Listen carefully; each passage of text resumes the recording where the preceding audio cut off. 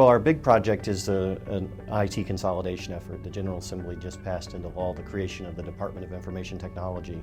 And so a lot of our work will be in moving those agencies into a single department. We have about 22 to 2,400 people that we've identified that will ultimately move into the department over the next several years.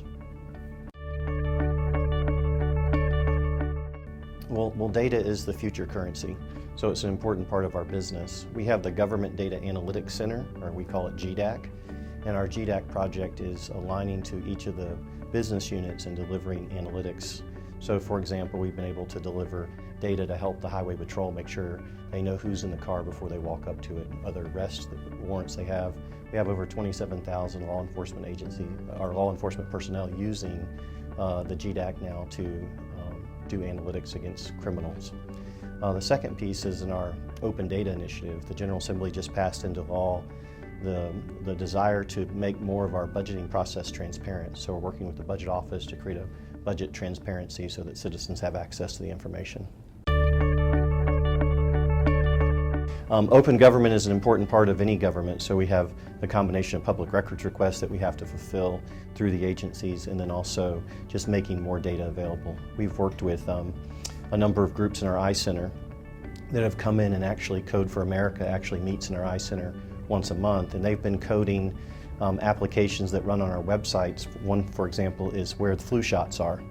So they're using the GIS mapping capability, building a nice little applet that'll run on the website that shows a visual representation of where someone can get a free flu shot. So that's just one example where we're using our iCenter, Code for America, which is a not-for-profit organization that's trying to make government better and more open to citizens. And our ABC strategy, it's accelerating our consumer orientation, balancing innovation and risk. And right in that B, balancing innovation and risk, is where we see that intersection of security and innovation and open data. So for example, we have to be really careful in our open data initiatives to make sure that we don't reveal information that might ultimately be PII oriented. So sometimes when you take different pieces of information, assemble them and put them in an open data, you might accidentally identify someone that's receiving psychiatric treatment at one of the hospitals, for example. So we have to be really careful. We have systems and technologies that are 10, 20, 30 years old that were never really built for an open data initiative. So we have to kind of re-look at those systems, what data fields are being used, how do we expose those data fields to make them available to the public. It's not as easy as it would seem. Well, our governor has a vision that doing business with the state should be as easy as checking the scores or shopping on your smartphone. So that's kind of our rally cry that we work to and drive his agenda of making government easy.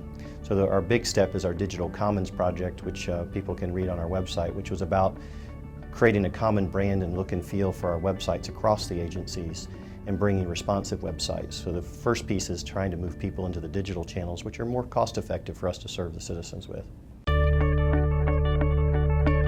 And I've been now with the state almost 3 years, and I think the biggest change that I've noticed is I think cloud computing is real now.